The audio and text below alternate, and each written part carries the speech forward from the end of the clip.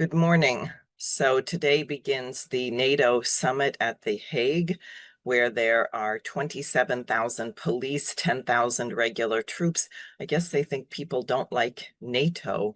I have sent a message to that gathering, as has Scott Ritter and many others, to the people protesting NATO's even existence, which is quite a question.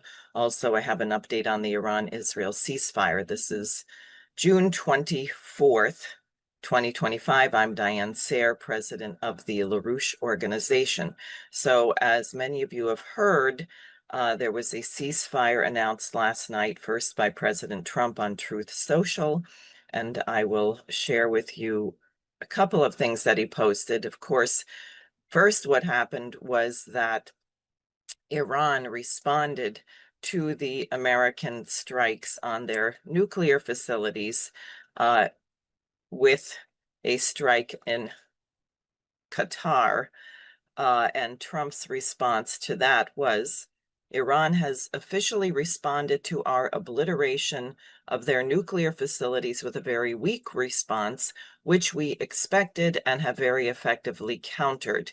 By the way, he later confirmed that Iran had notified the United States, had used old missiles. I'll say more about that later. He said there have been 14 missiles fired, 13 were knocked down, and one was set free because it was headed in a non-threatening direction. I am pleased to report that no Americans were harmed and hardly any damage was done.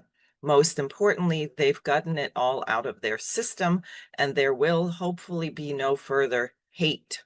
I want to thank Iran for giving us early notice, which made it possible for no lives to be lost and nobody to be injured.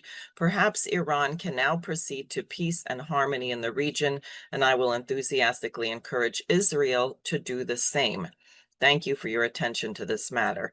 Then later, congratulations to everyone. It has been fully agreed by and between Israel and Iran that there will be a complete and total ceasefire in approximately 6 hours from now, when Israel and Iran have wound down and completed their in-progress final missions for 12 hours, at which point the war will be considered ended. Officially, Iran will start the ceasefire, and upon the 12th hour, Israel will start the ceasefire, and upon the 24th hour, an official end to the 12-day war will be saluted by the world. During each ceasefire, the other side will remain peaceful and respectful. On the assumption that everything works as it should, which it will, I would like to congratulate both countries, Israel and Iran, on having the stamina, courage, and intelligence to end what should be called the 12-day war. This is a war that could have gone on for years and destroyed the entire Middle East, but it didn't and never will. God bless Israel, God bless Iran, God bless the Middle East, God bless the United States of America, and God bless the world. I guess that's what it's like to have a reality TV star as president of the United States.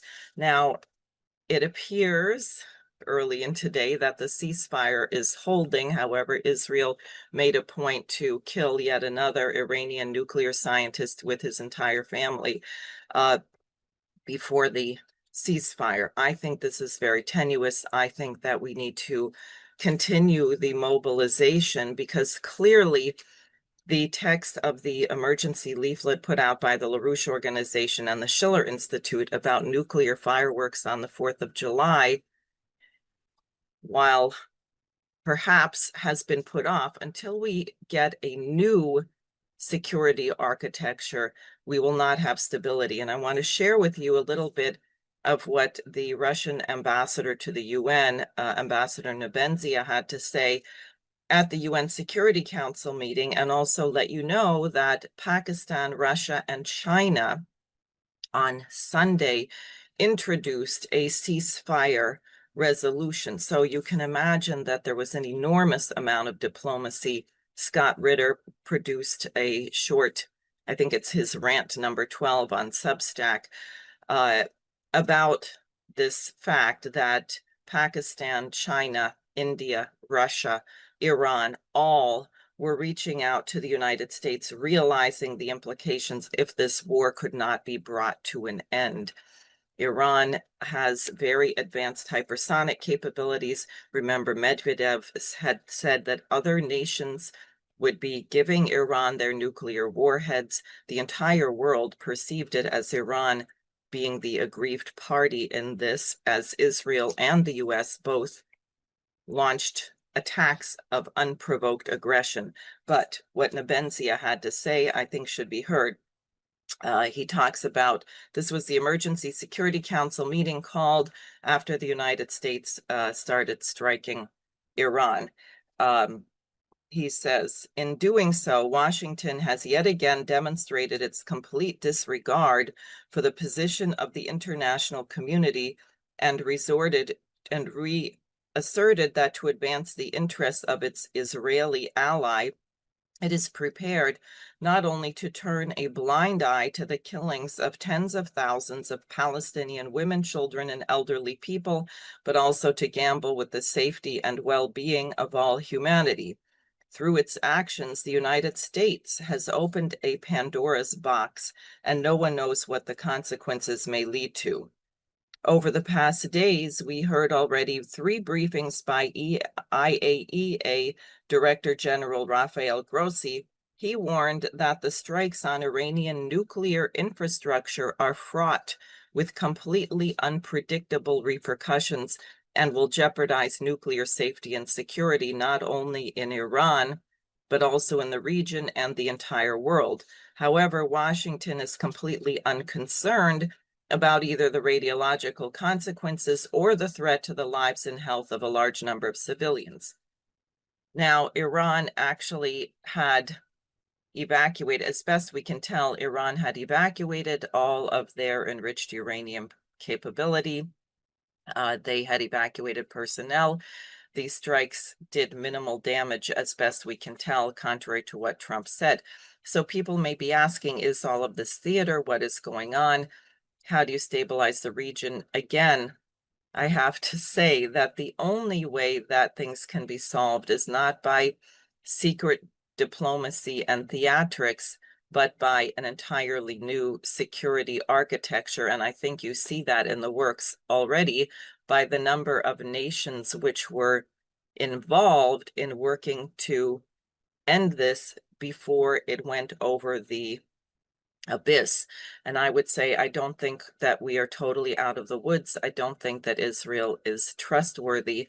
We also don't know, perhaps one of the reasons this worked is because of the damage that Iran has done, demonstrating that the Iron Dome is not an iron dome. Maybe it's more like a sieve with hypersonic missiles. And I wanted to get back to the point that Iran sent old missiles that could easily be intercepted to attack the base in Qatar. So it's symbolic, and it makes you wonder what the world thinks of American military capabilities, but we won't go there. We should have American industrial capabilities. Speaking of which, I will leave off my adjectives. Governor Hochul in New York has decided that we need a new nuclear power plant. Now, really, we should never have shut Shoreham and Indian Point, done by the Cuomo family. This is probably a trend, unfortunately, as far as Hochul is concerned and others. They're reopening nuclear plants or building new ones for things like cryptocurrency mining, Bitcoin, data collection, not for heavy industry and manufacturing. That has to change. And that brings me to the final point. Actually, one other thing. China has released their annual report on drugs, drug addiction, and they said that there has been an improvement in China. China, by the way, since the Opium Wars, no self-respecting citizen would be caught taking illicit mind-altering drugs or dealing them, and I think it's the death penalty. It's very harsh.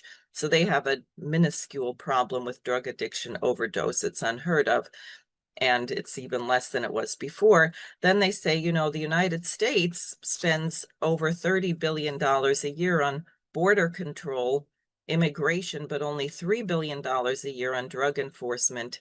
And we're wondering when the United States is going to take drug addiction, overdose, and the flood of drugs coming into the United States as a national security issue.